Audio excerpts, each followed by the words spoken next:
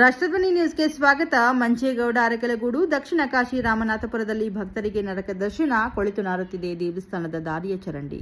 ಅರಕಲಗೂಡು ರಾಮನಾಥಪುರ ಇಲ್ಲಿಯ ಅತ್ಯಂತ ಪವಿತ್ರ ಕ್ಷೇತ್ರ. ದಕ್ಷಿಣ ಕಾಶಿ ಎಂದೇ ಪ್ರಸಿದ್ಧವಾದ ಶ್ರೀ ಸುಬ್ರಹ್ಮಣ್ಯ ದೇವಸ್ಥಾನಕ್ಕೆ ಬರುವ ಭಕ್ತರಿಗೆ ದಾರಿಯಲ್ಲಿ ನರಕ ದರ್ಶನವಾಗುತ್ತಿದೆ.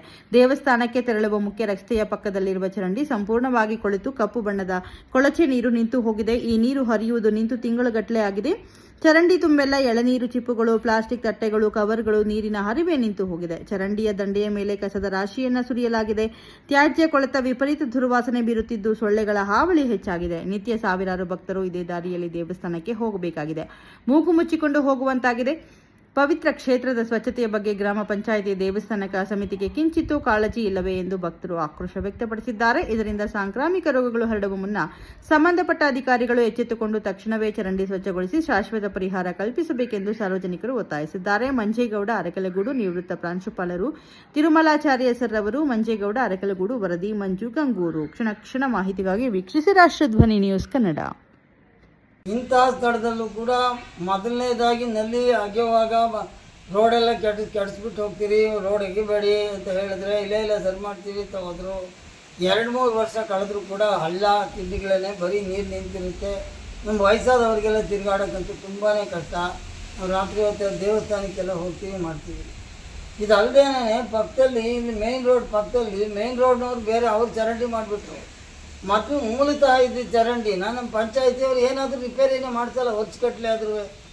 ಈಗಂತೂ ಕೊಚ್ಚೆ ನೀರು ನಿಂತು ನಾನು 5 ತಿಂಗಳಿಂದ ಹೋಗಿ ಪಂಚಾಯತಿಗೆ ಭಾಳ ಸಲ ರಿಕ್ವೆಸ್ಟ್ ಮಾಡಿದ್ದೀನಿ. ಸೆಕ್ರೆಟ್ರಿಯವ್ರನ್ನೂ ಮತ್ತು ಡೆವಲಪ್ಮೆಂಟ್ ಆಫೀಸರ್ ಇಬ್ಬರನ್ನೂ ಕೂಡ ತಿಳಿಸಿದ್ರು ಕೂಡ ಅವರು ಮೊದಲು ಎಲ್ಲಿ ಏನು ಅಂದರು. ಬಂದು ನಾನು ನೋಡ್ತೀನಿ ಅಂದರು. ನೋಡಿದ್ರು. ಆಮೇಲೆ ಕೇಳಿದ್ರೆ ಪಂಚಾಯತಿ ದುಡ್ಡಿಲ್ಲ ಅಂತ ಅಂತಾರೆ. ಇಂಥ ತಿಥಿ ಅಲ್ಲ ಸರ್, ನೀವು ಪಂಚಾಯತಿ ದುಡ್ಡಿಲ್ಲದೆ ಹೋದರೆ ನೀವು ಮುಂದಿನ ಏನು ಕ್ರಮ ತೊಗೊಳ್ಬೇಕೋ ತೊಗೊಳ್ಳಿ, ನಮಗೆ ವಾಸನೆ ಯಾಕೆ ಕುಡಿಸ್ತೀರಿ ಕೊಚ್ಚೆ ವಾಸನೆನ ಅಂತ ಎಷ್ಟು ಹೇಳಿದ್ರು ಕೂಡ ಅವರು ಯಾವ ಗಮನವೂ ಕೊಡೋದಿಲ್ಲ. ಮೊನ್ನೆ ಈಗ ಒಂದು 15 ದಿವಸದಲ್ಲಿ ತಹಸೀಲ್ದಾರ್ಗೂ ಕೂಡ ಇದ್ರ ಬಗ್ಗೆ ನಾವು ಕಂಪ್ಲೇಂಟ್ ಮಾಡಿದೆ.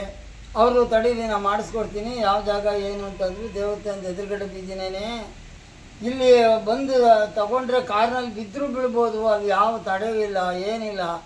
ಆ ರೀತಿ ಮಾಡಿದ್ದಾರೆ.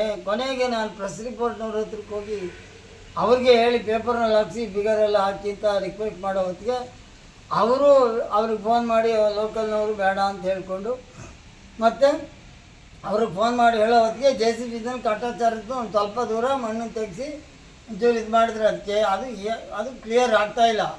ಇನ್ನೂ ವಾಸನೆ ಜಾಸ್ತಿ ಆಗ್ತಾಯಿದೆ. ಹೌದು, ತುಂಬ ಕಲುಷಿತ ನೀರು ಥರ ಕಾಣಿಸ್ತಿದೆ. ಅದು ತುಂಬ ಕಲುಷಿತ ವಾಸನೆ ಅಲ್ಲಿ ಅಷ್ಟೇ ಅಲ್ಲ, ದುರ್ವಾಸನೆ. ಇದಲ್ಲದೇನೆ ಈ ವರ್ಷ ಮಳೆ ಇಲ್ಲ. ಅದು ಅದೃಷ್ಟವೋ ದುರದೃಷ್ಟವೋ ಗೊತ್ತಿಲ್ಲ. ನಮ್ಮ ಅದೃಷ್ಟ ಅಂತ ಹೇಳ್ಕೋಬೇಕು. ಮಳೆನೇ ಬಂದಿದ್ದರೆ ಇಡೀ ರೋಡ್ಗಳಿಗೆಲ್ಲ ಆಕ್ಯುಪೈರ್ ಮಾಡಿ ನಮ್ಮ ಮನೆಗಳಿಗೂ ಕೂಡ ಹಿಂದೆ ಇದೇ ರೀತಿ ಜೋರು ಮಳೆ ಬಂದು ಸರಿಯಾಗಿ ನೀರು ಹೋಗ್ದೇನೆ ಇಲ್ಲಿ 2-3 ಮನೆಗಳೇ ಬಿದ್ದೇ ಹೋಯಿತು. ಮನೆ ಒಳಕ್ಕೆ ನೀರು ನುಗ್ಗಿ ಇಂಥ ವಾತಾವರಣ ಇದೆ. ಈಗಲೂ ನುಗ್ಗುತ್ತೆ ಮಳೆ ಜೋರಾಗಿ ಬಂದರೆ. ಇಂಥ ವಾತಾವರಣದಲ್ಲಿ ಎಷ್ಟು ಸಲ ಹೇಳಿದ್ರು ಕೂಡ ಇಲ್ಲಿ ಅಭಿವೃದ್ಧಿ ಮಾಡ್ತಕ್ಕಂಥ ಪಂಚಾಯತಿ ಅಧಿಕಾರಿಗಳು ಯಾರೂ ಗಮನ ಕೊಡ್ತಾ ಇಲ್ಲ. ಇದು ನಮ್ಮ ದುರದೃಷ್ಟ ಅಂತ ನಾವು ಹೇಳ್ಕೊಬೋದು.